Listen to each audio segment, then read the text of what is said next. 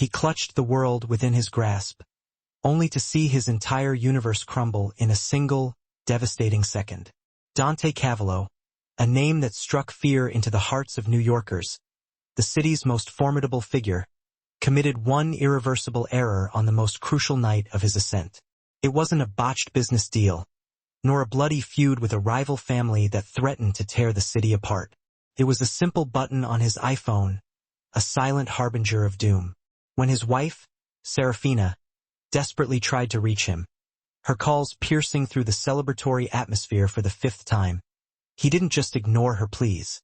He actively blocked her out. He dismissed her calls as mere nagging, a trivial annoyance in the face of his towering success. He cleared his throat, a gesture of irritation and self-importance. He foolishly believed he had ample time to apologize later, to smooth things over with his charm and wealth. He couldn't have been more wrong, because while he was raising a crystal flute of champagne, toasting to his triumph and the empire he had built, Serafina was drawing her last, ragged breath, her lifeblood seeping away.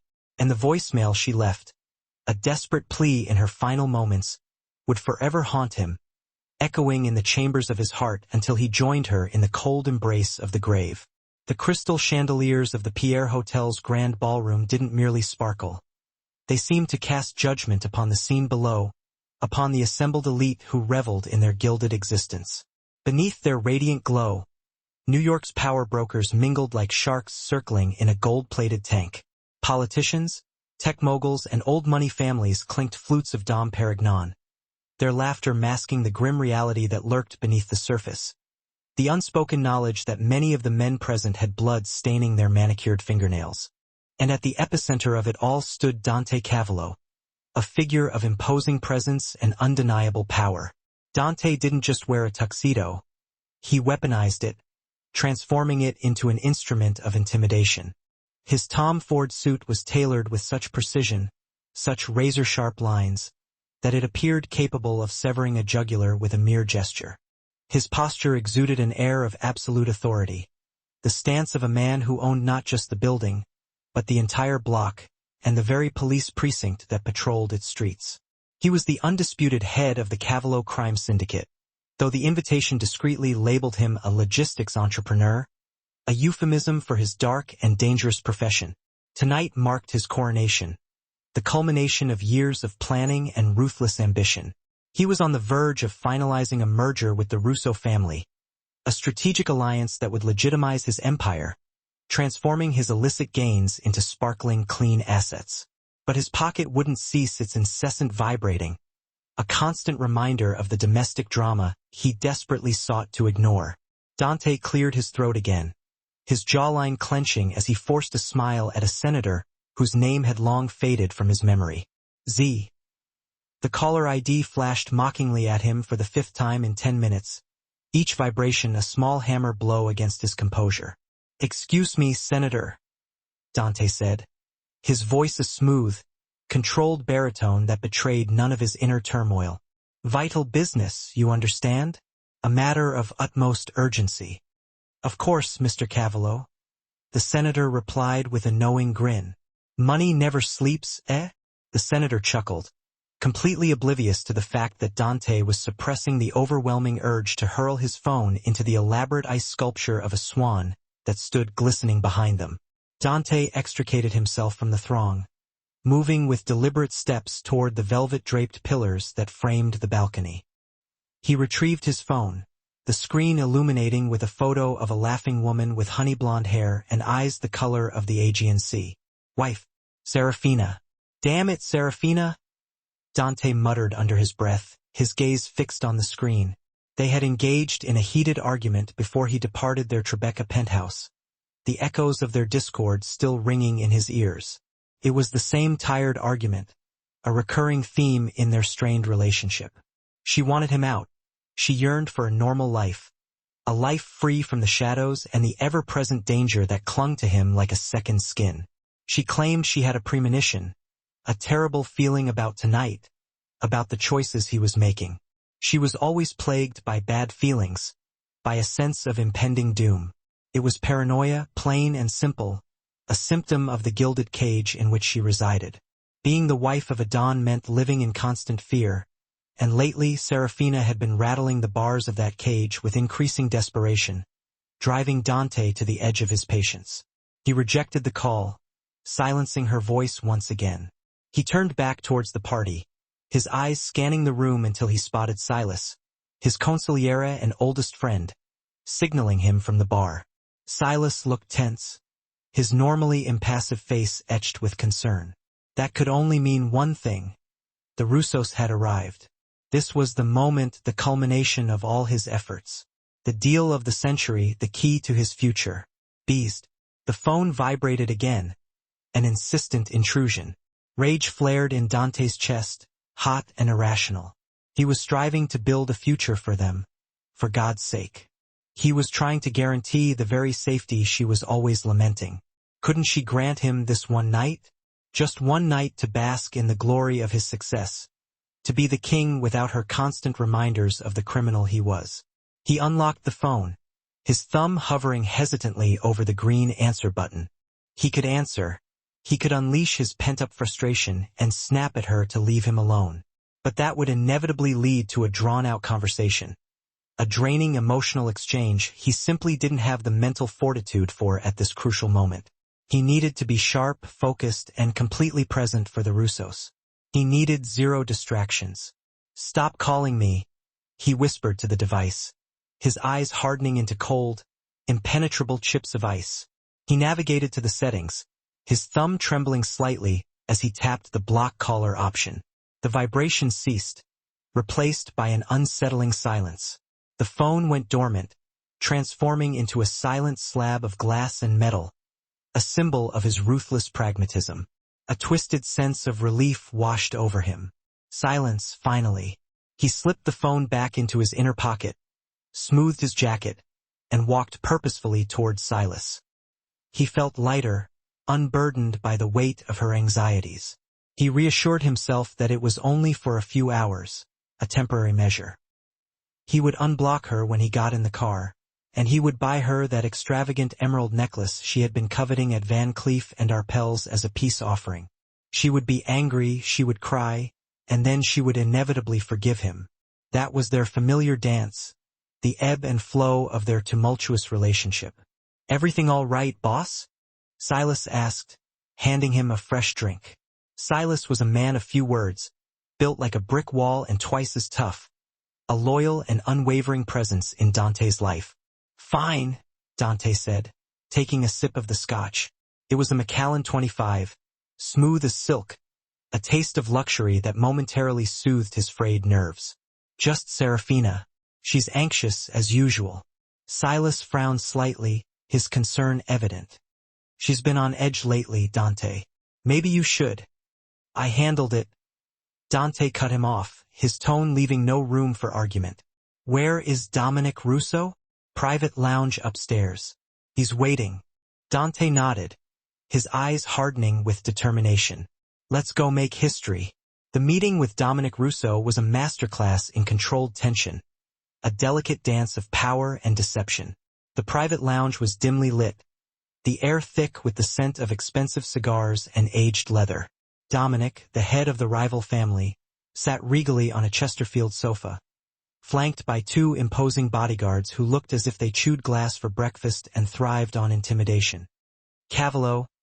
Dominic nodded curtly, swirling the amber liquid in his cognac glass. "I was beginning to think you got lost. Just taking out the trash." "Dominic?" Dante said smoothly, his voice laced with a subtle undercurrent of threat, as he settled into the seat opposite him. He was referring to the distractions, to the incessant noise that threatened to derail his plans. For the next 2 hours, Dante was in his element, a master negotiator at the peak of his game. He dissected percentages, territories, and shipping routes with the precision of a surgeon, his mind laser-focused on every minute detail. He was charming, lethal, and undeniably brilliant, effortlessly commanding the room with his intelligence and charisma. He completely forgot about the phone in his pocket, about the bad feeling Serafina had mentioned. He was winning, securing his empire and solidifying his legacy. By the time they shook hands, sealing the agreement with a firm grip and a shared glance of mutual respect and underlying animosity. It was nearly midnight. The merger was complete. Dante Cavallo was now untouchable, his power absolute. "To the future," Dominic said, raising his glass in a toast. "To the future," Dante echoed, his eyes gleaming with ambition. He left the lounge feeling like a god, invincible and triumphant. The adrenaline was still coursing through his veins as he descended the grand staircase back to the ballroom. The party was winding down, but the energy was still palpable, a buzz of excitement and hushed whispers. He signaled to Silas, who materialized at his side with his usual efficiency. "Get the car," Dante said, his voice laced with a hint of weariness. "I want to go home. I want to tell my wife she's married to the King of New York." Silas nodded and spoke into his earpiece, relaying the order to their driver. Dante stepped out into the cool November air on Fifth Avenue. The crisp night air a welcome contrast to the stifling atmosphere of the ballroom. The city sounds, the wail of sirens, the cacophony of honking taxis, the constant hum of millions of lives, usually soothed him, a reminder of the vibrant pulse of the city he controlled. But tonight, the unnerving silence of his phone suddenly felt deafening, a stark and ominous void. He reached into his pocket, his fingers brushing against the cold metal of the device. He should unblock her now, he thought. Call her to tell her he was coming home, to share the news of his victory. Maybe even wake her up if she was already asleep, just to hear her voice. He pulled the phone out and navigated to the blocked list, his thumb hovering over the unblock option. Almost immediately, the phone flooded with notifications, a torrent of missed calls and unanswered messages. 15 missed calls from Serafina, a desperate barrage of attempts to reach him. 3 missed calls from an unknown number, a mystery that immediately sent a shiver down his spine. Voicemail. Dante frowned, his brow furrowing with growing unease. 15 calls. That wasn't just nagging. That was panic, a frantic attempt to break through his self-imposed barrier. And then a text message popped up, its words searing into his consciousness. It wasn't from Serafina, but from the unknown number that had been trying to reach him. She screamed your name. You should have answered. The world seemed to stop, the vibrant city sounds fading into a distant hum. The cold air turned to ice in Dante's lungs, each breath a painful reminder of his isolation. He stared at the text, his brain struggling to comprehend the implications of those devastating words. "Boss." Silas's voice sounded miles away, a distant echo in the deafening silence of his fear. "The Rolls is here." Dante didn't move, his feet rooted to the sidewalk. His thumb trembled as he pressed play on the voicemail. It was timestamped 9:45 p.m. Right when he was shaking hands with Dominic Russo, sealing the deal that would forever alter his destiny. Right after he had callously blocked her, silencing her desperate pleas. The message began with static, a crackling prelude to the horror that awaited him. Then came a sound that would rip Dante's soul apart for the rest of his life. Heavy, ragged breathing, the sound of someone gasping for air, and a whisper terrified and wet, as if spoken through tears. "Dante, please, they're in the house. I hid in the closet, but I hear them. Why aren't you answering? Dante, baby, please pick up. I'm so scared." The whisper was abruptly cut off by the sickening sound of wood splintering, a door being violently kicked in, followed by a scream, her scream, high-pitched, piercing, and filled with absolute terror. Then a man's voice, low, mocking, and dripping with malice. "He blocked you, sweetheart. Looks like you aren't the priority tonight." A gunshot, loud, final, then silence, a chilling void that swallowed all hope. Then the automated voice, cold and indifferent. "End of message." Dante dropped the phone, his fingers losing all sensation. It shattered on the sidewalk, the screen cracking into a spiderweb of glass, a visual representation of the shattering of his world. "Dante!" Silas grabbed his shoulder, his grip tight and urgent. "What is it? What's wrong?" Dante looked at Silas, his eyes wide with shock and disbelief, hollow pits of darkness replacing their usual intensity.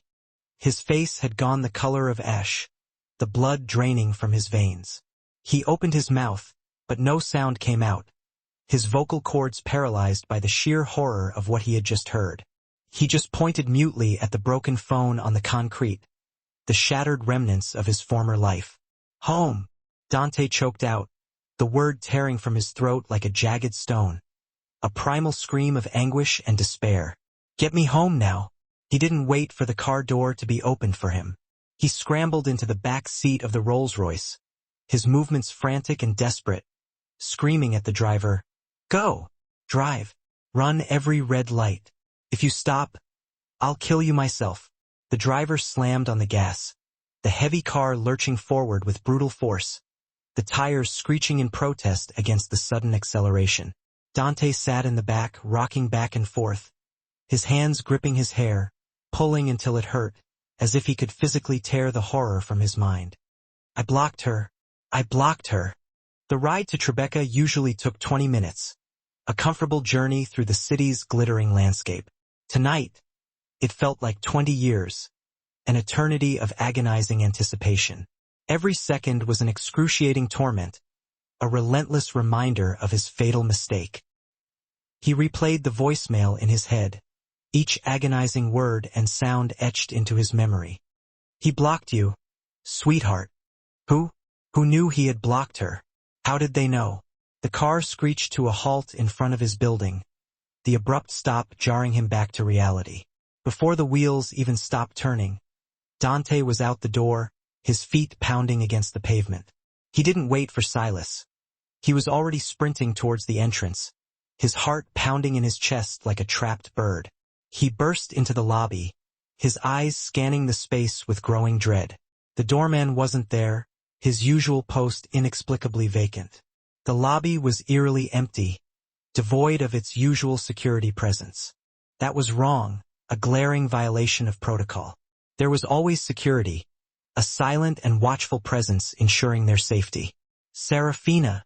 Dante roared, his voice echoing off the marble walls, a desperate plea that shattered the silence as he slammed his hand against the elevator button, his knuckles white with tension.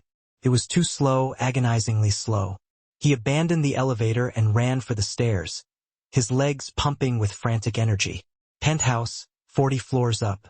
He didn't care about the distance, about the burning in his lungs. He ran until his legs felt like lead, until his vision blurred with exhaustion, until he burst through the service door onto the top floor, gasping for air. The door to his penthouse was ajar, a chilling invitation to the horror within. The expensive mahogany wood was splintered around the lock, a clear sign of forced entry. Dante drew the gun he kept in his shoulder holster, a custom 1911, the weight of the weapon strangely comforting in his trembling hand. His hand was shaking so violently he could barely hold it steady. He took a deep breath and stepped inside, steeling himself for what he was about to face. "Serafina," he whispered, his voice barely audible in the vastness of the penthouse. The penthouse was silent, an unnerving stillness that amplified the dread in his heart. The panoramic view of the Manhattan skyline twinkled through the floor-to-ceiling windows, indifferent to the unspeakable horror that lay hidden within those walls. He walked cautiously into the living room, his senses on high alert. Overturned chairs, shattered vases, a clear indication of a struggle. He followed the trail of destruction down the hallway toward the master bedroom, each step heavier than the last. "Please," he begged the empty air, his voice cracking with emotion. "Please let her be gone, taken, kidnapped. Anything but." He pushed the bedroom door open, his hand shaking uncontrollably. The room was seemingly untouched, a deceptive facade of normalcy, except for the walk-in closet door. It had been violently kicked off its hinges, the wood splintered and torn. Dante walked slowly toward it, his heart hammering against his ribs like a trapped bird, each beat a deafening drumbeat in the silence. He stepped over the broken wood, and there she was. Serafina was curled up in the corner amidst her designer dresses and shoes, a pathetic figure of vulnerability in her final moments. She was still wearing her silk robe, the soft fabric stained with blood. Her phone was clutched tightly in her hand, her thumb resting on his contact photo, a final, desperate attempt to reach him. There was a single bullet hole in her chest, a dark and crimson stain that marked the end of her life. Her eyes were open, staring blankly at nothing, glazed over with the finality of death. A tear track had dried on her cheek, a silent testament to her fear and despair. Dante's knees gave out, his legs unable to support him any longer. He collapsed onto the floor, crawling toward her, his body racked with sobs. He dropped his gun, the metallic clatter echoing in the room. He reached out, his hands trembling violently, and touched her face, his fingers brushing against her cold skin. It was still warm, a lingering trace of the life that had been so cruelly stolen from her. She hadn't been gone long, just minutes perhaps. If he hadn't blocked her, if he had answered the first time, he could have sent security, he could have alerted the authorities. He could have heard the intruders breaking in, he could have intervened. He could have saved her. No, Dante moaned, a sound of pure, animalistic grief that tore from his throat, a primal scream of anguish and regret. He pulled her lifeless body into his lap, rocking her gently, staining his pristine tuxedo shirt with her blood, the crimson stain spreading like a dark and indelible mark of his failure. No, no, no. Serafina, wake up. I'm here. I unblocked you. Look, I'm here. He buried his face in her neck, inhaling her scent, a desperate attempt to cling to the memory of her. Lavender and rain, her signature fragrance, now mixed with the coppery tang of blood, a morbid and heartbreaking combination. Silas burst into the room, gun drawn, followed by two other guards, their faces grim and determined. He saw Dante on the floor, cradling his dead wife, his body shaking with uncontrollable sobs, and lowered his weapon, his expression softening with a rare display of empathy. Silas, the man of stone, looked away, unable to witness the utter devastation of the king, the destruction of the man he had served so loyally for so many years. Dante lifted his head, his face streaked with tears and blood, his eyes red and swollen with grief. His sorrow was slowly mutating, hardening into something brittle and sharp, a cold and vengeful resolve. He looked at Serafina's phone still clutched in her hand, her final connection to him. He gently pried it from her grip, his fingers brushing against her cold, lifeless hand. The screen was cracked, but it still worked, displaying the final, desperate message she had tried to send him. He saw the last text she had attempted to send, the message that hadn't gone through because he had blocked her, silencing her voice in her hour of greatest need. It's Dominic. I saw him on the security feed before he cut it. He's not at the party, Dante. It's a trap. Dante stared at the words, his mind racing, the pieces of the puzzle falling into place with horrifying clarity. It's Dominic, the man he had just shaken hands with, the man he had just toasted with in a false display of camaraderie. Dominic Russo hadn't been in that private lounge. It was a double, a carefully orchestrated deception, a recording, or a game Dante had been too arrogant to see, too blinded by his own ambition to recognize the danger. Dante looked up at Silas, his eyes devoid of all emotion. The tears stopped flowing, the sobbing subsided. When Dante spoke, his voice was no longer human, but a guttural growl, the sound of a graveyard gate swinging open on rusted hinges, a voice filled with rage and a thirst for vengeance. Silas. Yes, boss. Burn the city down. The penthouse smelled of bleach and iron, a sterile and antiseptic odor that did little to mask the lingering scent of death. It had been 4 hours since Dante found Serafina, 4 hours since his world had irrevocably shattered. Her body had been moved by a private medical team, discreetly and efficiently removing all traces of the tragedy. Dante refused to let the NYPD touch her, refusing to subject her memory to the scrutiny of the law.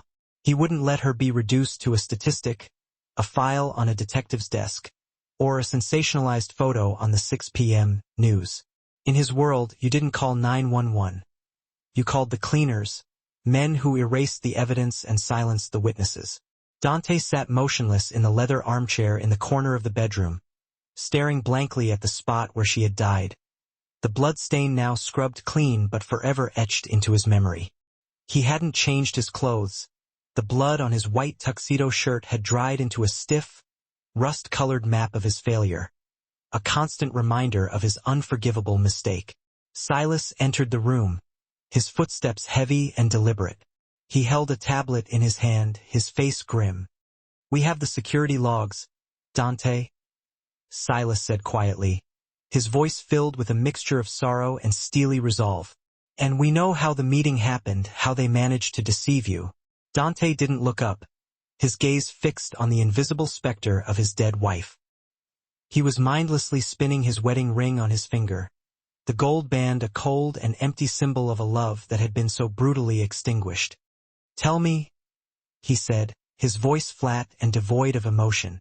"The man at the Pierre Hotel wasn't Dominic Rousseau," Silas explained, his voice grim and measured. "It was his cousin, Stefano. They have a similar build, similar hairline. With the dim lighting in the lounge and the distance, we didn't spot it. Stefano wore a prosthetic nose and lifts in his shoes. He barely spoke. His lawyer did all the talking." Dante closed his eyes, a wave of nausea washing over him. It was so simple, a cheap parlor trick that had cost him everything. While Dante was busy feeling important, busy signing papers to legitimize his business, the real Dominic Rousseau was here in his home, slaughtering his wife in cold blood. "And the entry?" Dante asked, his voice barely a whisper. "How did they get in? That's the bad news, isn't it?" Silas hesitated, his silence confirming Dante's worst fears. There was no forced entry at the main door. The service elevator was accessed with a key card, a valid one, and the alarm system was disarmed from the inside panel. Dante stopped spinning his ring, his movements ceasing abruptly. He looked up, his eyes burning with a cold, terrifying intelligence. Inside, yes, someone with level 5 clearance. Level 5. That was the inner circle, the most trusted members of his organization. Only 3 people had that clearance. Dante himself, Silas, and Adrian Cross, his chief of operations, a man he had known and trusted for over a decade. "Where is Adrian?" Dante asked, his voice dangerously soft. "He's downstairs coordinating the street teams. He's been locking down the territory since you gave the order, ensuring no one escapes."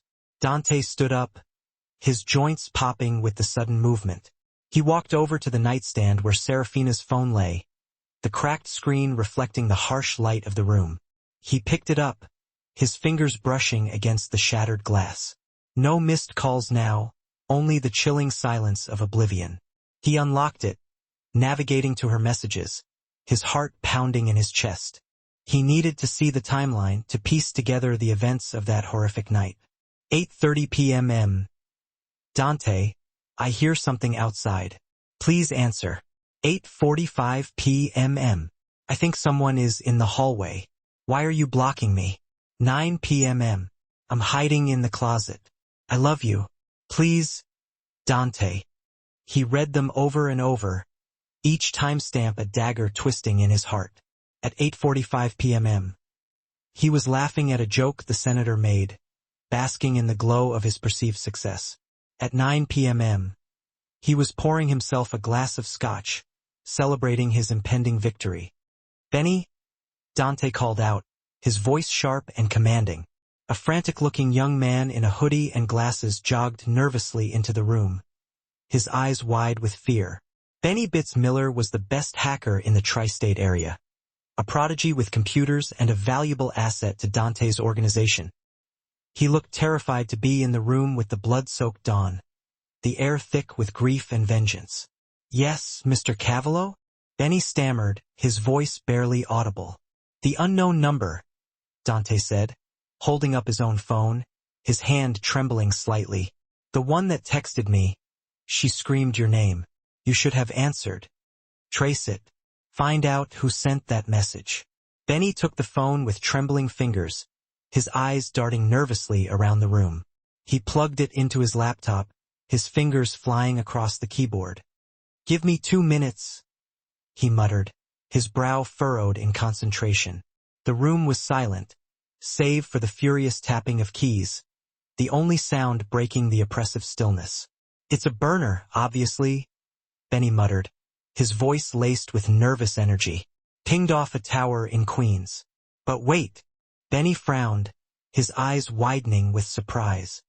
"The geolocation data wasn't scrubbed properly. Whoever sent this either wanted you to see it, or they were incredibly arrogant, confident they wouldn't be caught." "Where?" Dante demanded, his voice a low growl. "A warehouse in Red Hook, 440 Van Brunt Street. It's registered to a shell company owned by Shell Logistics." Dante's eyes narrowed, his gaze hardening into a cold and deadly stare. Shell Logistics was a well-known Russo front, used to transport contraband and conduct illicit business. "It's a trap," Dante. Silas warned, his voice filled with concern. "He wants you to come there. He wants to finish the job, to eliminate you once and for all." Dante walked to the closet, and pulled out a fresh black suit, his movements deliberate and purposeful. He stripped off the bloody tuxedo shirt, throwing it into the corner, the crumpled fabric a physical manifestation of his grief and rage. He didn't care if it was a trap. In fact, he hoped it was. He wanted them all in one place within his reach. He strapped on his shoulder holster, checking the magazine of his 1911, ensuring it was fully loaded. Then he grabbed a second gun, a snub-nose, .38, and strapped it to his ankle, a final measure of insurance.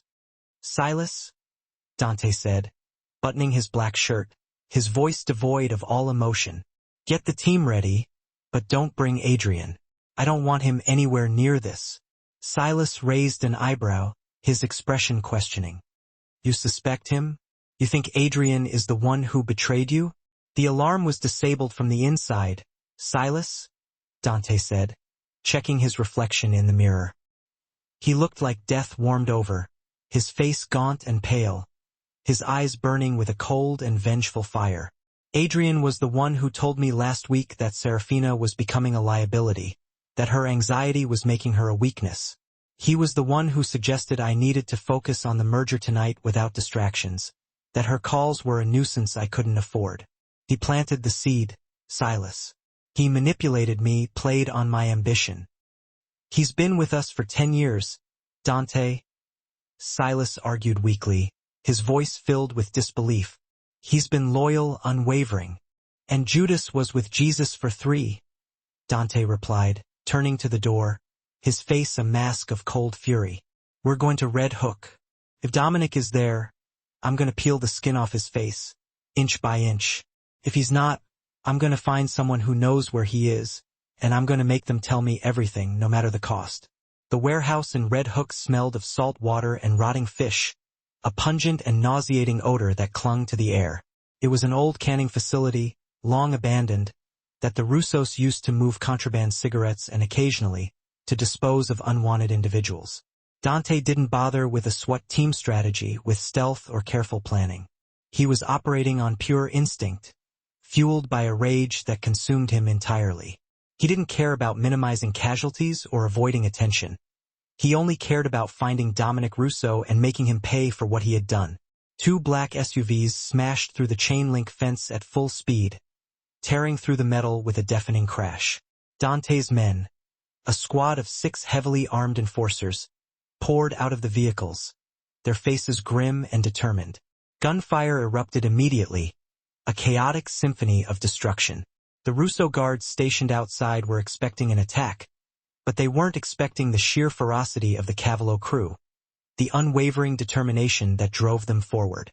Dante stepped out of the second SUV, his movements calm and deliberate, his gun raised and ready. He walked calmly through the chaos, oblivious to the bullets whizzing past his head. A guard popped up from behind a crate, his weapon raised. Dante put 2 bullets in his chest before the man could even blink, the shots precise and lethal. He moved inexorably toward the main office door, his footsteps echoing in the sudden lull in the gunfire. Bullets sparked against the metal siding around him, but he didn't flinch, his focus unwavering. He was in a trance state, fueled by a potent cocktail of grief and adrenaline, a deadly mix that made him virtually unstoppable. He felt untouchable, as if he were already dead. His life forfeit the moment he saw Serafina's lifeless body.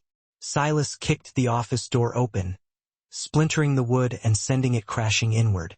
Inside, 3 men were scrambling to shred documents, desperately trying to erase all traces of their involvement.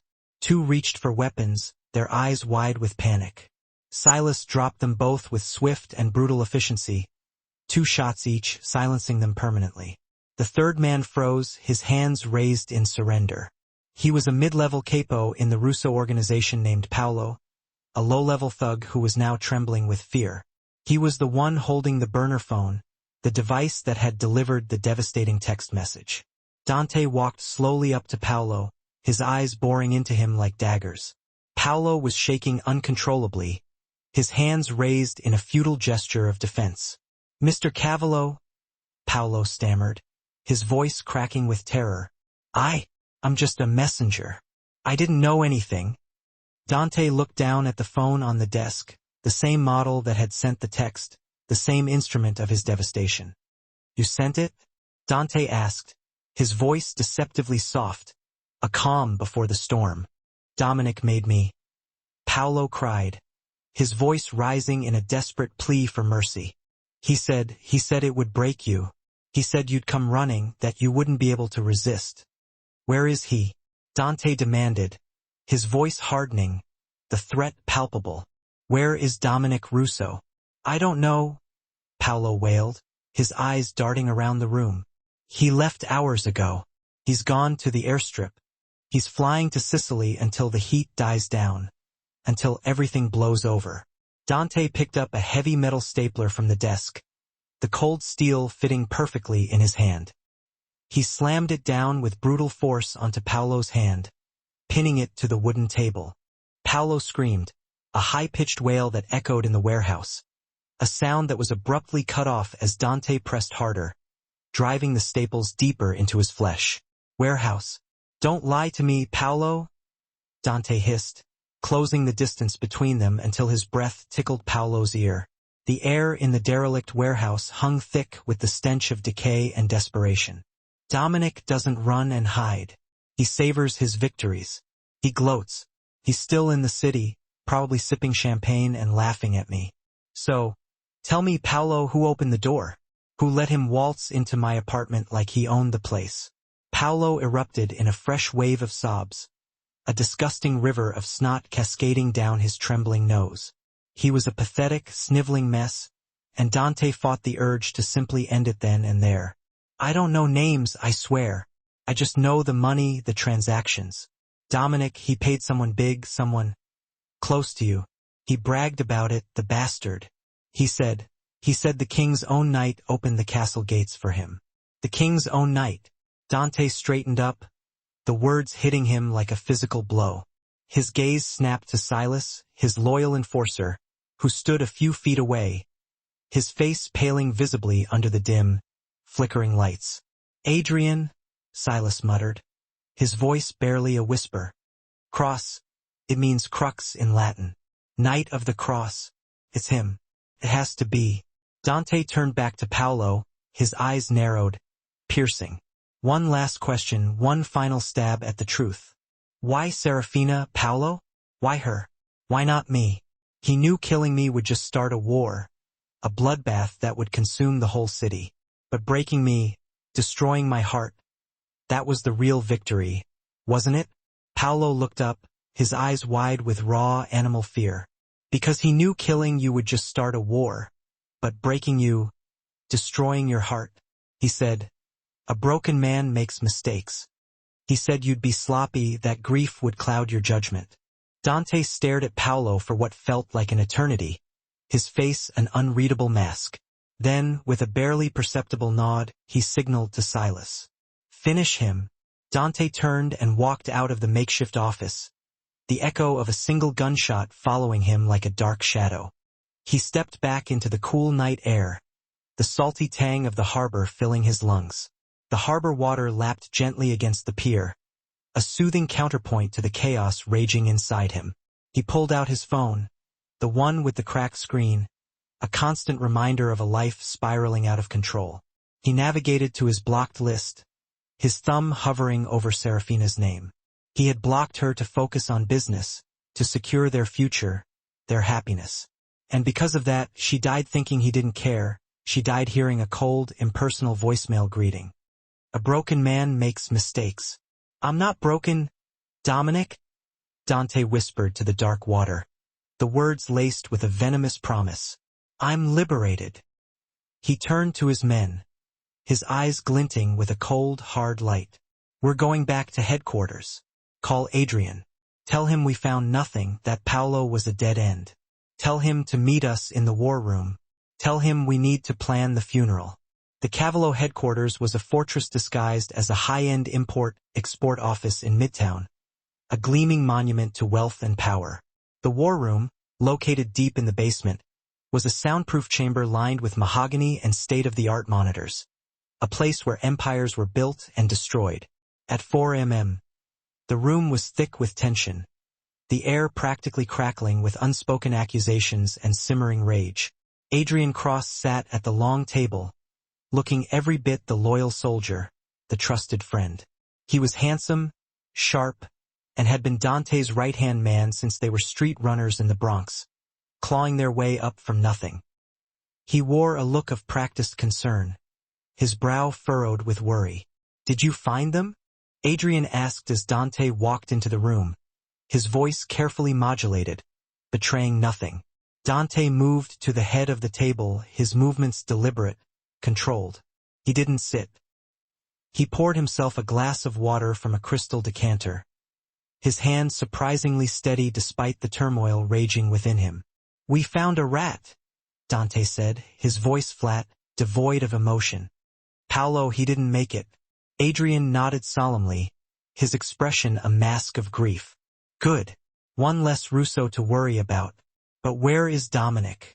Has he gone to ground? Fled the country? According to Paolo, Dante lied, his eyes fixed on Adrian's face, searching for any flicker of guilt, any sign of betrayal. He watched Adrian closely, and he saw it, the tiny, almost imperceptible relaxation in Adrian's shoulders, the fleeting glimpse of relief that he couldn't quite conceal. Coward? Adrian spat, his voice laced with contempt. We'll find him, Dante. I promise you. I've already put a bounty on his head in Italy.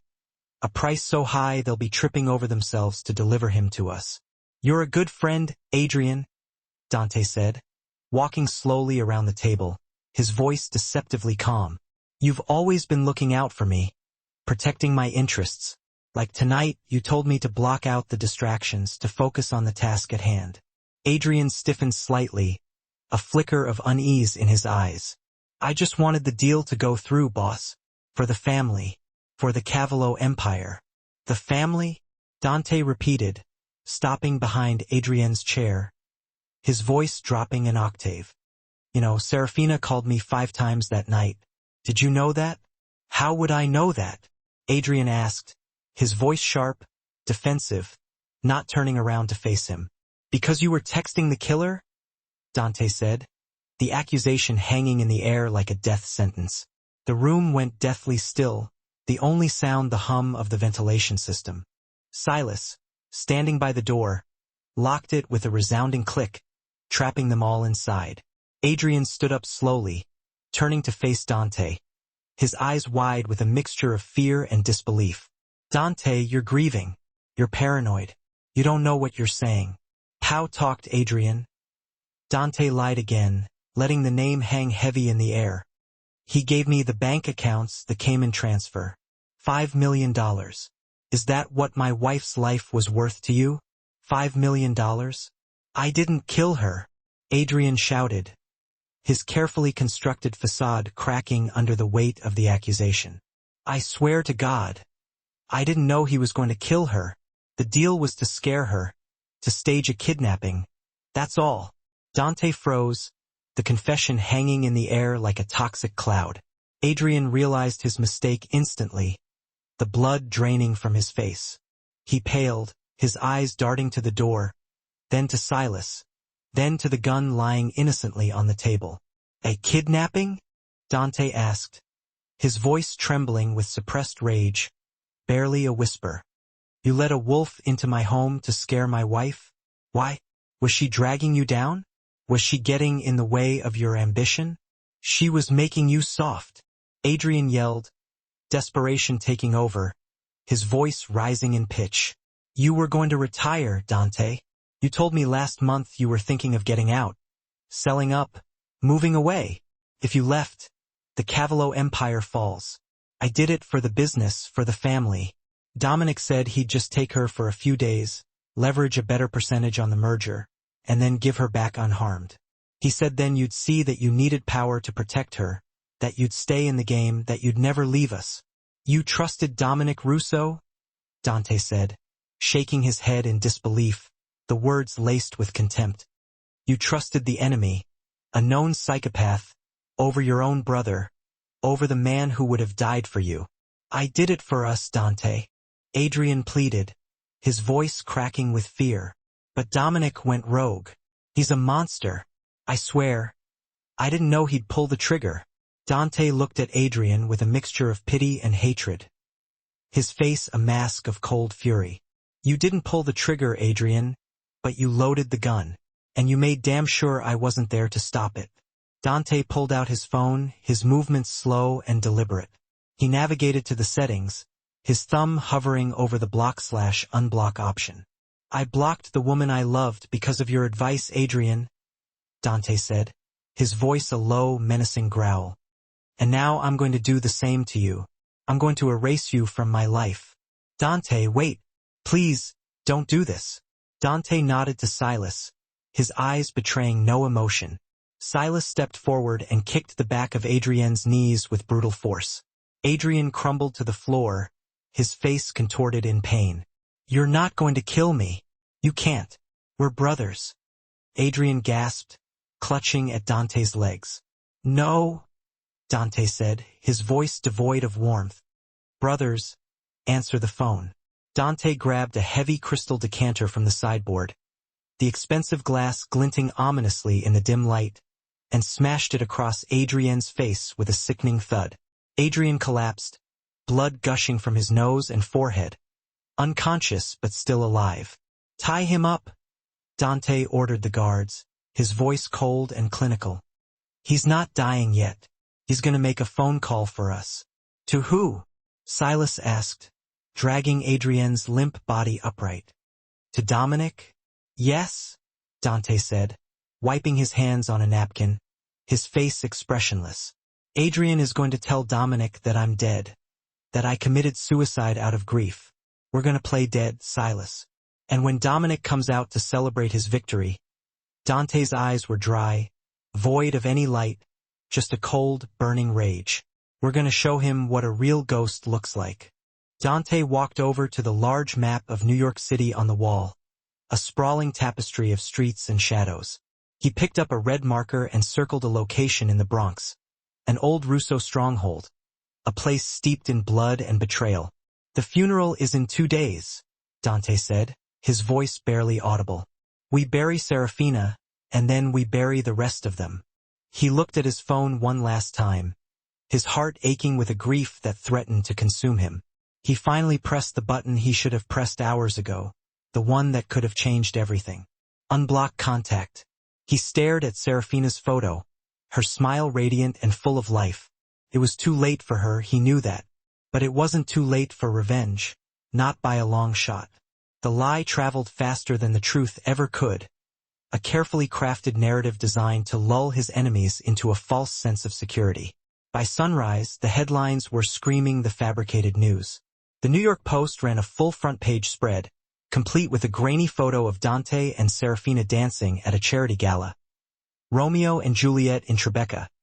Mob boss Dante Cavallo found dead beside murdered wife. The narrative was crafted with surgical precision, every detail meticulously planned. The police report, falsified by a captain on Dante's payroll, stated that Dante Cavallo, upon discovering his wife's body, had turned his own gun on himself in a fit of inconsolable grief. A closed casket funeral was scheduled for the following day at the private Cavallo estate on Long Island, a somber event that was to be a double burial, a final farewell to a love story tragically cut short. In the basement of the headquarters, Adrian Cross sat tied to a metal chair, his face a grotesque mask of swelling and bruises, his lips split and bleeding.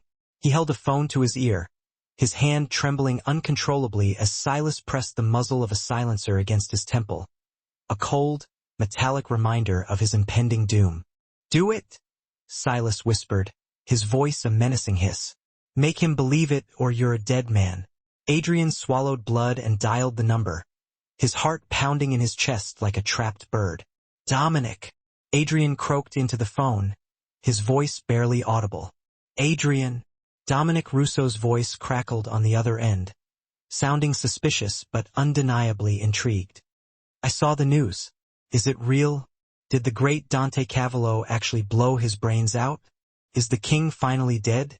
"It's real," Adrian sobbed, his voice thick with tears. He didn't have to fake the tears. They were flowing freely, fueled by pain and terror. "I was there.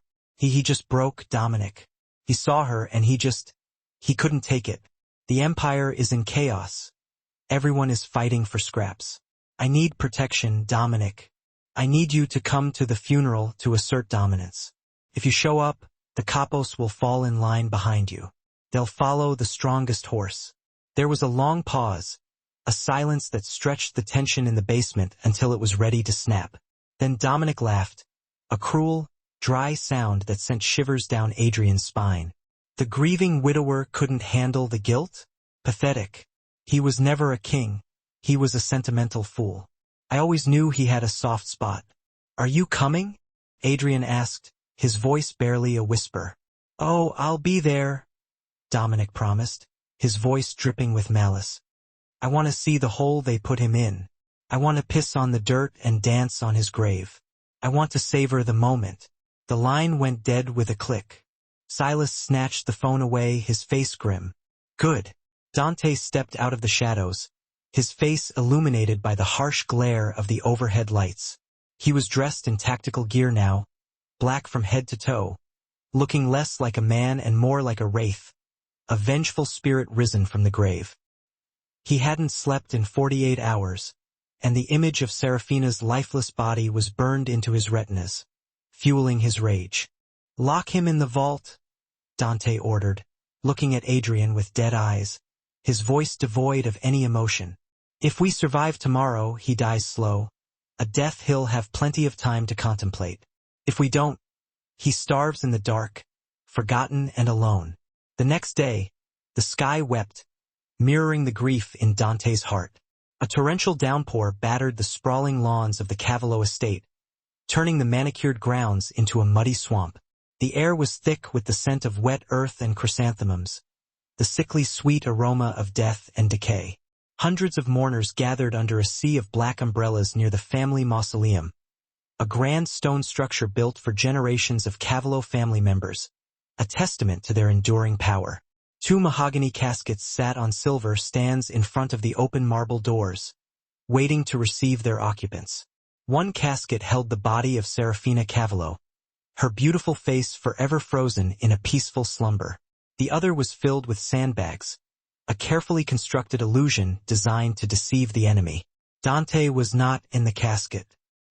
He was 50 yards away, concealed in the bell tower of the old chapel on the property, his eyes fixed to the scope of a sniper rifle, his finger resting lightly on the trigger. "Target approaching." Silas's voice crackled in Dante's earpiece, his tone urgent. Silas was down in the crowd, playing the role of the grieving consigliere, his face a mask of sorrow and barely suppressed rage. A fleet of armored SUVs rolled up the gravel driveway, their tires crunching on the wet stones. The crowd parted like the Red Sea, their murmurs of grief replaced by a nervous silence. The air shifted, the atmosphere growing heavy with anticipation. The wolves had arrived. Dominic Russo stepped out of the lead vehicle, his presence radiating arrogance and power. He wasn't dressed for mourning. He wore a crisp white suit, a deliberate insult, a visual declaration that this was a celebration for him, a triumphant coronation. He walked with a swagger, flanked by 10 of his best soldiers, their faces grim and watchful. He smiled at the weeping women, his expression mocking and condescending. He nodded condescendingly to Dante's confused captains, his eyes glinting with triumph. Dominic walked right up to the caskets, his footsteps echoing in the silence. He stood before the one marked Dante Cavallo, his face betraying a mixture of disbelief and satisfaction. From the bell tower, Dante adjusted the zoom on his rifle, his heart pounding in his chest, his finger tightening on the trigger. He could see the pores on Dominic's face, the subtle twitch in his left eye. He could see the arrogance in his eyes, the smug satisfaction of a man who believed he had won. He flicked the safety off his rifle, the click echoing in the silence. "Not yet," Dante whispered to himself, his voice barely audible, his eyes locked on his prey.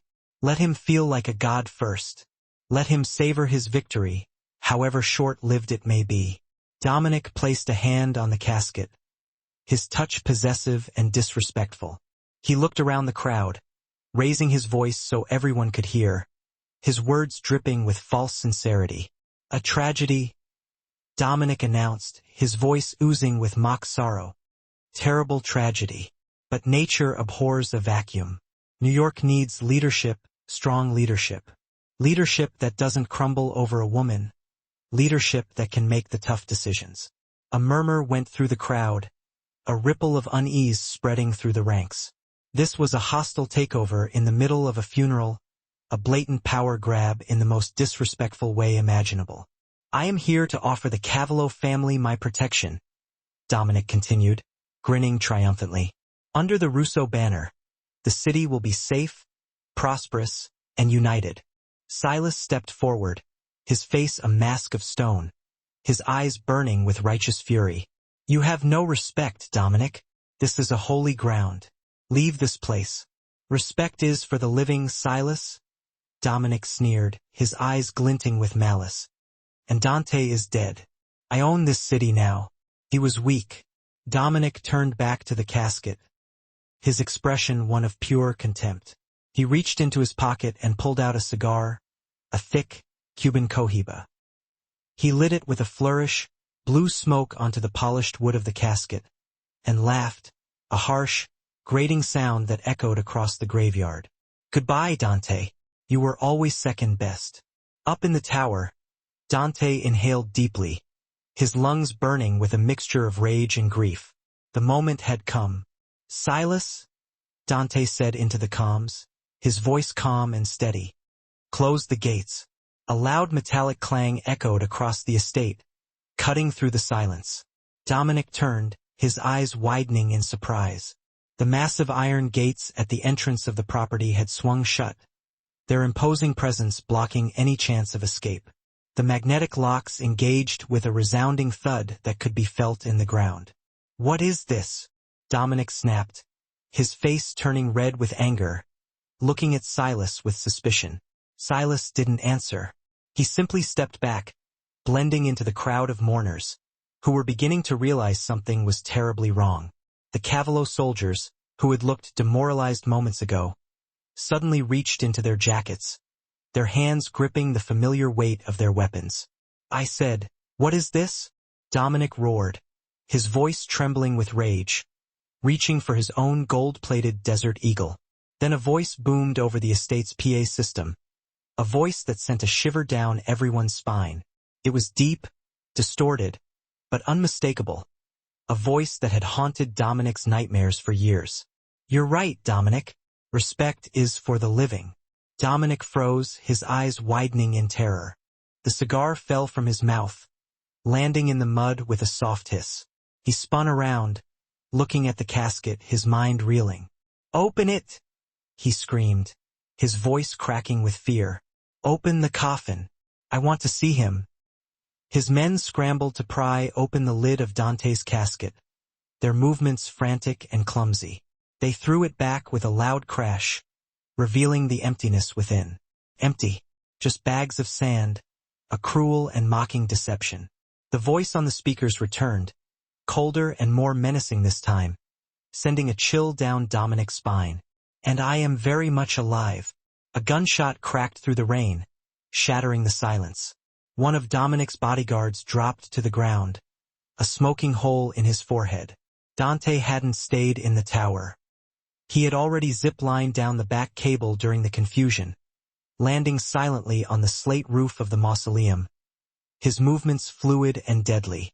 He stood up, silhouetted against the gray sky, a dual-wielded beretta in each hand, his face a mask of cold, implacable vengeance. "Dante!" Dominic screamed, his face twisting from triumph to terror, his eyes wide with disbelief. "Kill him! Kill them all! Get me out of here!" Chaos erupted. The mourners screamed and dove for cover behind gravestones, their black umbrellas scattering in the mud. The Russo soldiers opened fire on the mausoleum, chips of stone exploding around Dante as bullets ricocheted off the marble. Dante didn't flinch.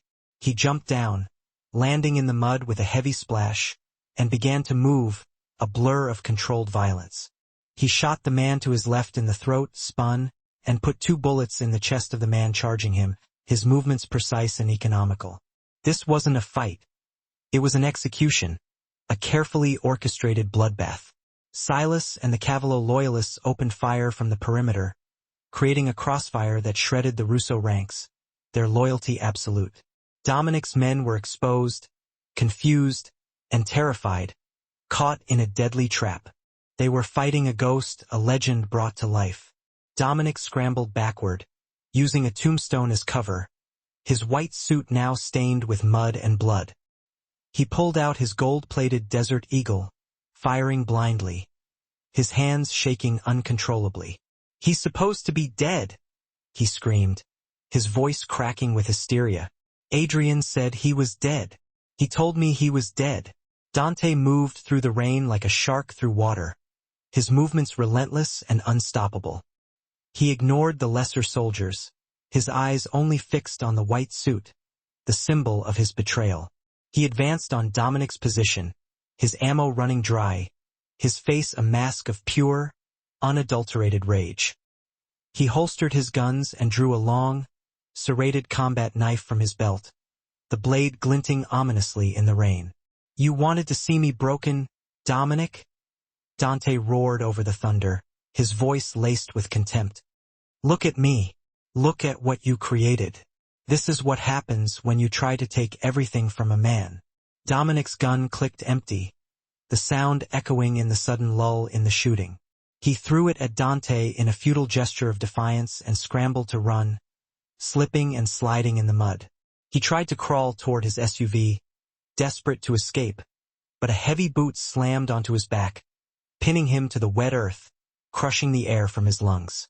Dante loomed over him, his face inches from his eyes burning with a cold, implacable fury. The rain washed the blood from Dante's face, but it couldn't wash away the hate, the burning desire for revenge that consumed him. "Get up!" Dante hissed, his voice dripping with venom. He grabbed Dominic by the collar of his expensive white suit and hauled him to his feet, his grip like iron. Dominic was shaking uncontrollably, his arrogance replaced by the pathetic whimpering of a bully who had finally met a monster, a force of nature he couldn't comprehend. "Dante, please," Dominic begged, holding his hands up in a futile gesture of surrender. "It was business, just business. Nothing personal. We can work something out, I swear. Half the city, I'll give you half, whatever you want. Just let me live." Dante slammed Dominic against the side of the mausoleum, his head hitting the cold marble with a sickening thud, right next to Serafina's casket, a final, cruel insult. "You killed her?" Dante said, his voice surprisingly quiet, almost gentle. "You had her scared, running for her life. You made her die alone, thinking I didn't care. You took everything from me. I didn't pull the trigger," Dominic cried, his voice cracking with desperation. "It was a hired gun, some lowlife I found in Naples. I can give you his name, I swear. I'll tell you everything. Just please, don't kill me." "I don't care about the gun," Dante said, his voice cold and unwavering. "I care about the hand that held it, the mind that ordered it, the soul that reveled in it." Dante pulled out his phone, the one with the cracked screen, the constant reminder of his fatal mistake. He held it up to Dominic's face, his expression unreadable. "Do you know what this is?" Dante asked, his voice a low, menacing growl. "A phone," Dominic stammered, his eyes darting around, searching for any sign of salvation. "It's a time machine," Dante said, his voice barely a whisper, his eyes burning with a cold, inner fire. "It takes me back to the moment I made the worst mistake of my life, the moment I blocked her, the moment I condemned her to die alone." Dante tapped the screen, his thumb hovering over the voicemail icon. He played the voicemail, unleashing the sound of Serafina's scream into the graveyard, a heart-wrenching echo of her final moments of terror. Her final plea, a desperate cry for help that he had never heard. Dominic's eyes went wide with horror, his face contorting in a grotesque mask of fear and guilt. He tried to look away, but Dante forced his head to stay, his grip like a vice. "Listen to it," Dante commanded, his voice a low, menacing growl. "Listen to what you did. Hear her last words."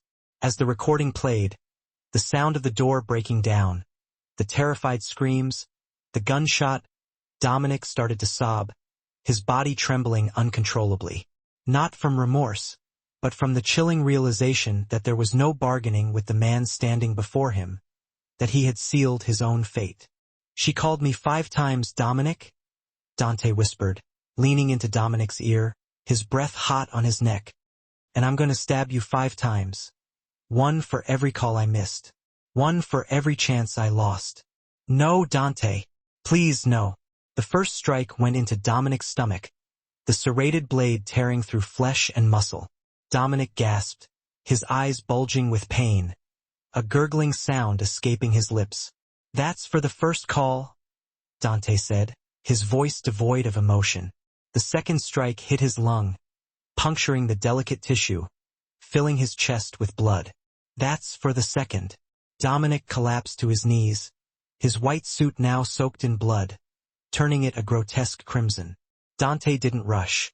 He savored the moment, drawing out the pain, making him pay for his sins. He delivered the third and fourth strikes with mechanical precision, each one a calculated act of revenge. Dominic was gurgling now, slumped against the mausoleum wall, his eyes wide with terror, his face a mask of blood and pain. "And this?" Dante said, looking at the open grave meant for himself, his voice a low, menacing growl. "This is for the voicemail, the last message I'll ever receive from her, the one I never listened to." He drove the knife into Dominic's heart with all his remaining strength, piercing the vital organ, ending his life in a swift and brutal final act. Dominic Russo stiffened, let out one final, rattled breath, and then went still, his body slumping against the cold marble. His eyes stared blankly at the rain-soaked sky, devoid of any life or emotion.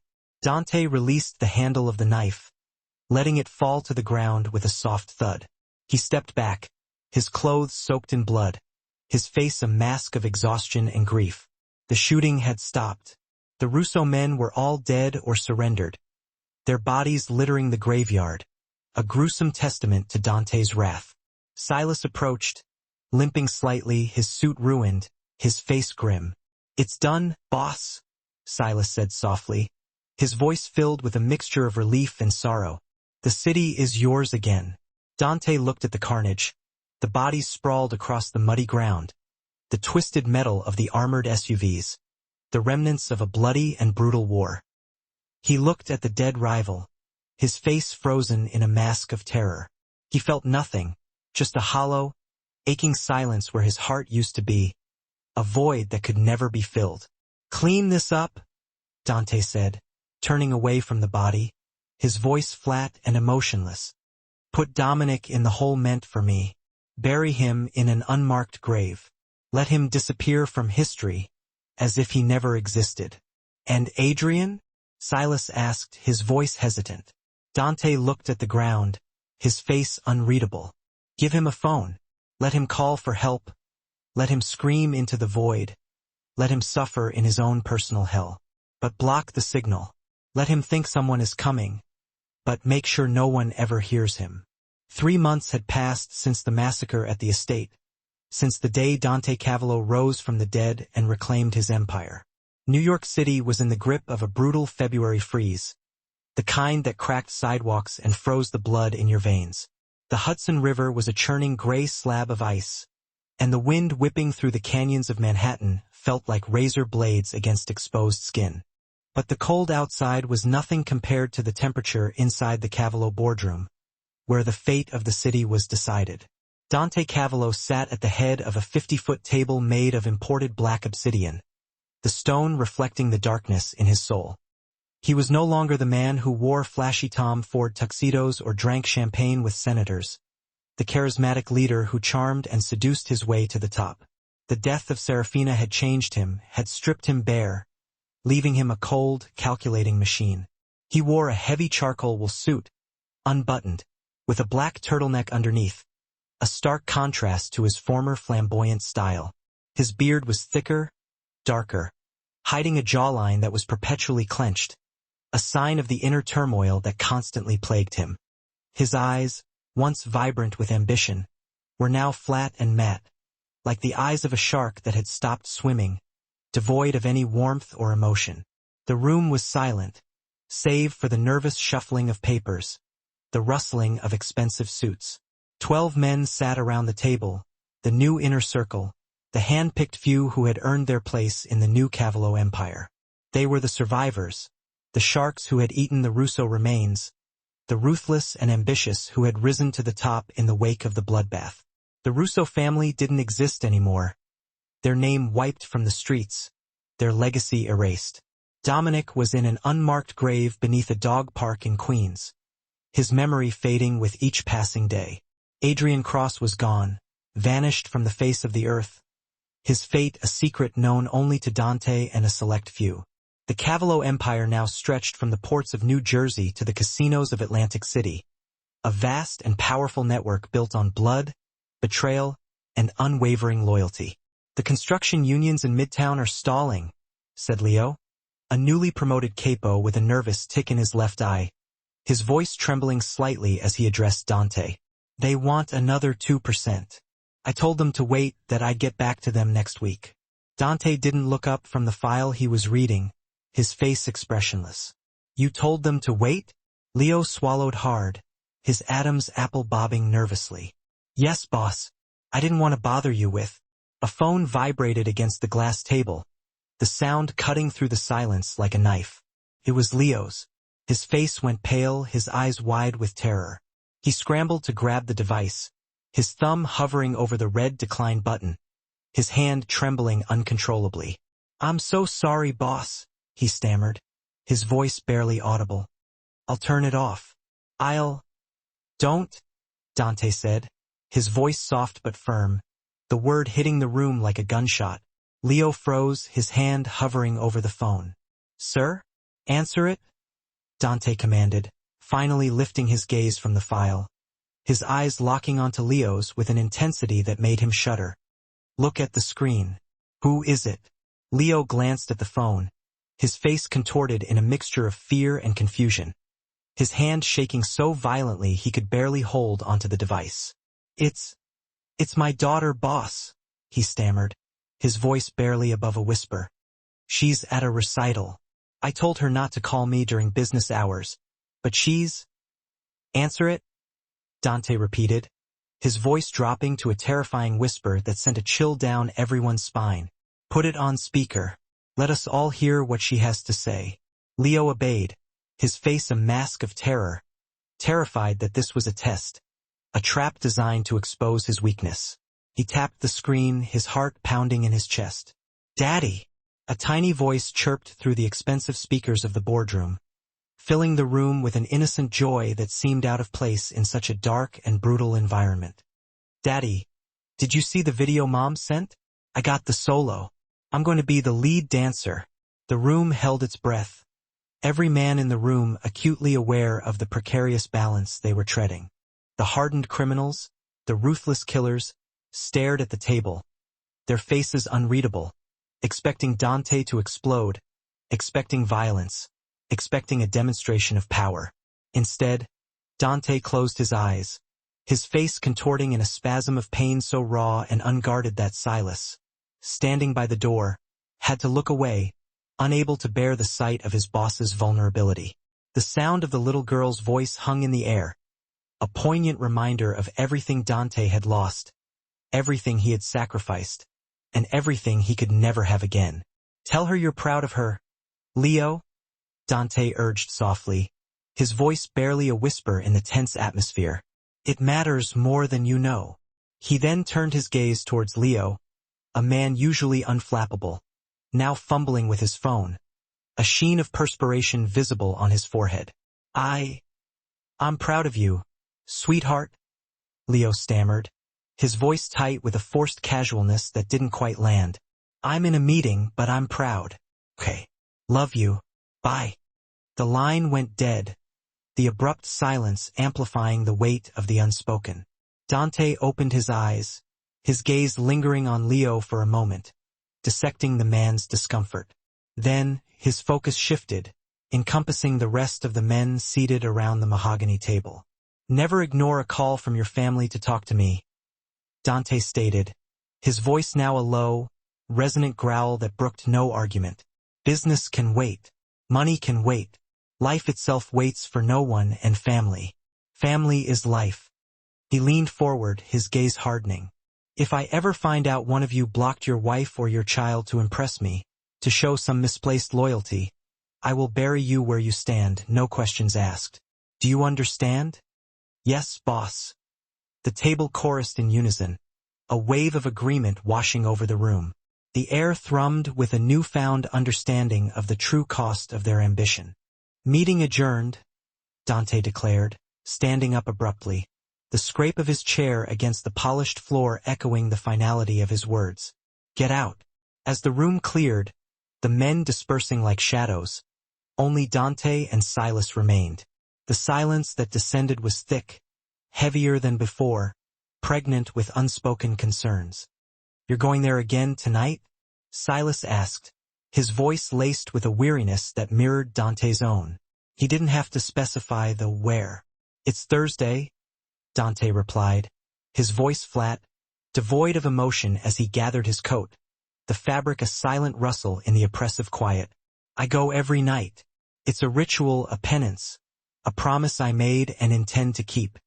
There's a blizzard out there, Dante. The roads are dangerous.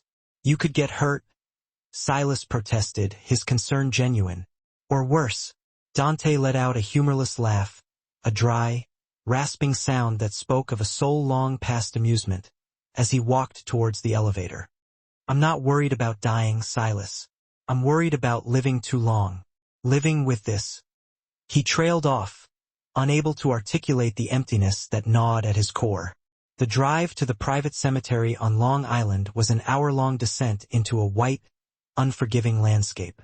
The armored SUV, a symbol of his power, cut through the snow drifts like a tank, each crunch a reminder of the obstacles he had overcome and the price he had paid.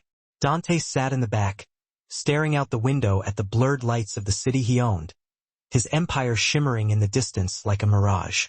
He owned it all, and he owned nothing that truly mattered. He reached into his pocket, his fingers instinctively finding the object that never left his person. The phone with the cracked screen, a digital ghost of a life lost. He cleared his throat, the sound lost in the hum of the engine. He kept it charged, cleaned, and paid the bill every month, a futile act of devotion to a connection severed too soon. It was his rosary, his penance, his cross to bear. When they arrived at the estate gates, the security detail, faces grim and familiar, nodded them through, their presence a silent acknowledgement of the darkness that clung to him. Dante got out before the car fully stopped, the biting wind immediately assaulting him, a banshee scream that tore through the skeletal trees, their branches reaching like accusing fingers. "Stay here," Dante ordered the driver, his voice clipped and devoid of warmth. He walked alone up the snow-covered path, each step a labored effort against the wind and the accumulating snow. The graveyard was old, a silent city filled with generations of cavallos, men who had lived and died by the gun, by the knife, or by the cold, indifferent hand of the law. Their grand mausoleums stood as testaments to power and wealth, but Dante walked past them, his gaze fixed on a more humble destination. He walked to a solitary angel statue made of white marble, its wings spread in eternal protection over a simple plot of earth. Serafina Cavallo, 1990 to 2025. Her life, a fleeting spark extinguished far too soon. She deserved better. That was the epitaph he had chosen, a stark and simple condemnation of his own failings. Not beloved wife, not rest in peace, just the brutal, unvarnished truth. Dante brushed the snow off the headstone with his gloved hand, his movements gentle, almost reverent. The cold seeped through the leather, numbing his fingers, but he didn't pull away. He needed to feel the cold, the physical manifestation of the emptiness that consumed him. It was the only thing that made him feel anything at all, a perverse confirmation of his continued existence. I handled the union problem, Dante spoke to the stone, his voice a low rumble fighting the wind's howl. The situation, it's under control, as you would have wanted. He paused, the wind whipping at his coat, tugging at his resolve. I didn't kill anyone today. You'd be happy about that. You always hated the violence, the darkness that clings to me. He paused again, waiting for a response that would never come, the silence amplifying his isolation. I miss the noise, Serafina, he admitted, his voice cracking, betraying a vulnerability he rarely allowed himself to feel. I used to hate it, remember? I hated how you'd call me to ask what kind of pasta to buy. I hated how you'd text memes while I was in sit-downs. I thought it was clutter, a distraction. I thought I needed silence to think, to strategize, to conquer. He fell to his knees in the snow, the dampness soaking through his expensive wool trousers, a small discomfort in the face of his overwhelming grief. It's so quiet now, he whispered, his voice barely audible above the wind. It's so loud with silence, a silence that screams your name. He pulled the phone from his pocket, his hand trembling slightly. The battery was at 40%, a digital lifeline slowly fading. The screen lit up, illuminating his scarred face in a ghostly blue light, highlighting the lines etched by worry and regret. He went to the recent calls tab, the list frozen in time, a stark reminder of his loss. Serafina, 5 missed calls. Blocked call. He stared at the red text, the word blocked seeming to pulse, mocking him with its finality. It wasn't just a phone setting, a technological oversight. It was a lifestyle, a choice he had made, a wall he had built between himself and the woman he loved. He had blocked her out of his heart long before he pressed that button, silencing her fears, her needs, her desperate desire for a normal life, a life free from the shadow of his world. The button on the screen was just the final seal on the warrant, the ultimate act of betrayal. I need to hear it, he muttered, his voice thick with emotion. He pressed the voicemail icon, his heart pounding in his chest. He knew every static pop, every intake of breath, every nuance of her voice. Dante, please. The sound of her voice, terrified and desperate, cut through the winter wind like a shard of glass. They're in the house. I hear them downstairs. It was a time machine, a sonic portal that transported him back to the Pierre Hotel, back to the moment he was raising a glass of scotch, celebrating a victory that now tasted like ash while she was dying, alone and afraid. I hid in the closet, but I hear them getting closer. Why aren't you answering? Please, Dante. I'm scared. I'm so sorry. I'm sorry? Dante sobbed, his forehead resting against the cold marble of her grave, the stone offering no comfort. I'm sorry. I'm so sorry. He blocked you, sweetheart. The killer's voice, cold and devoid of emotion, echoed from the phone. Dominic's voice, a chilling reminder of the price of his ambition. Dante let the message play to the end, enduring the final, agonizing moments of her life. The gunshot, the silence, the robotic end-of-message tone. A stark and brutal punctuation mark on their love story. He didn't scream this time. He didn't rage. He just sat there, hollowed out, the pain a dull ache that had become a part of him. He remembered Adrian Cross, his former best friend, a man who had once stood beside him, a brother in arms. He remembered the last time he saw him, the desperate look in his eyes as Dante condemned him to a fate worse than death. He had left Adrian in the soundproof vault beneath the warehouse, a prisoner of silence, with a phone that had no signal, a single bottle of water, and a picture of Serafina, a cruel reminder of everything he had lost. When they opened the vault a week later, Adrian was gone, his spirit broken by the oppressive quiet. He hadn't starved, but he had lost his mind in the silence, driven to the brink by the crushing weight of his own thoughts. He had taken his own life, choosing oblivion over the torment of isolation. Dante envied him. At least Adrian's silence was over.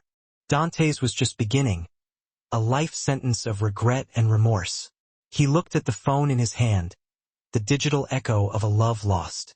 He could delete the voicemail, erase the evidence of his failure. He could throw the phone into the river, sever the last connection to his past. He could try to move on, to rebuild, to find some semblance of peace. But he knew he never would. The past was a chain he had forged himself, and he would carry it with him until his dying day. "I'm going to build the school you wanted," Dante told the grave, wiping his eyes with a freezing hand, the gesture futile against the endless stream of tears. "The art school in Brooklyn. I signed the papers today. It's going to be free for everyone. A place where anyone can pursue their dreams, regardless of their background. I'm naming it after you, Serafina. It's the least I can do." He stood up, his knees popping, his body stiff from the cold, the years of violence and regret weighing heavily on him. He placed a small box on top of the headstone, a silent offering to the woman he had failed. Inside was the emerald necklace from Van Cleef and Arpels, the one he was going to buy as an apology for his neglect, for his ambition, for all the times he had put his work before her. He had bought it the morning after she died, a useless gesture of remorse, a symbol of a love that could never be repaid. "Happy anniversary, baby," he whispered, his voice hoarse with grief. He turned to leave, his shoulders slumped, his spirit broken. The wind was dying down, leaving a heavy, suffocating stillness over the cemetery, a silence that pressed in on him from all sides. As he walked back toward the idling SUV, his own current phone, the secure satellite line he used for business, rang, the jarring sound shattering the fragile peace. Dante stopped, his hand hovering over the phone in his pocket. In the old days, he would have checked the caller ID, weighed the importance of the call, calculated the potential gain or loss. He would have annoyed over the decision, his ambition warring with his caution. Now, he ripped the phone from his pocket before the second ring, his movements driven by a newfound urgency. "Cavallo," he answered instantly, his voice devoid of its usual authority. "Boss, it's Silas," came the voice on the other end, urgent and strained. "We have a situation at the docks. Customs is raiding container 4. They're on to us." "Let them have it," Dante said immediately, his voice flat and devoid of emotion. "Sir, that's 2 million in product," Silas protested, his voice laced with disbelief. "We can't just let it go." "I don't care," Dante said, looking back at the angel statue one last time, his gaze lingering on the serene face. "Let them take it. No shooting, no bodies. Bring the men home. I want everyone safe tonight, Silas. No exceptions." "Are you sure, boss? This is a significant loss." "I'm sure, Silas. Just get everyone home safe to their families. Tell them to cherish the time they have. It's all that matters in the end." "Understood, boss." Dante hung up, the click of the phone echoing in the silence. He slid the phone into his pocket right next to Serafina's cracked device, the two phones clinking together, the dead past and the living present intertwined in a single, poignant moment. He climbed into the back of the SUV, the leather cold against his skin. The warmth of the heater hit him, but it couldn't thaw the ice in his chest, the deep-seated chill of regret and loss. "Home, sir?" the driver asked, his voice respectful and subdued. Dante looked at the empty seat beside him, the space where Serafina should have been, the void that would never be filled. It would always be empty, a constant reminder of his failure. "Yes," Dante said, his voice weary but resolved. "Take me home." As the car pulled away, leaving the graveyard behind in the swirling snow, Dante Cavallo didn't look back. He kept his hand on his pocket, guarding the only thing he had left, the digital ghost of a love lost, a constant reminder of the price of his ambition. He was the king of New York, the most feared man on the East Coast, a titan of industry and influence. But in the end, he was just a man, alone with his regrets, waiting for a call that would never come through. And he would spend the rest of his life making sure he never missed another one, a futile attempt to atone for the sins of his past. And that is the tragic story of Dante Cavallo, a man who thought he was a master of his own destiny, but who learned, too late, that the most powerful thing in the world isn't money or guns or territory. It's time, the fleeting moments we are given, and it's the connection we have with the people we love, the bonds that give our lives meaning. Dante blocked his wife to focus on his ambition, and by the time he unblocked her, she was gone forever, a victim of his misplaced priorities. It's a brutal reminder that a missed call can be fixed, a technological glitch can be resolved, but a missed life, a lost opportunity for connection, cannot be undone. If you enjoyed this story, please hit the like button. It helps us bring more dark, dramatic tales to life, exploring the complexities of human nature and the consequences of our choices. And if you haven't already, subscribe and turn on the notification bell so you never miss a story. Don't be like Dante. Don't block us out. Stay connected and we'll see you in the next.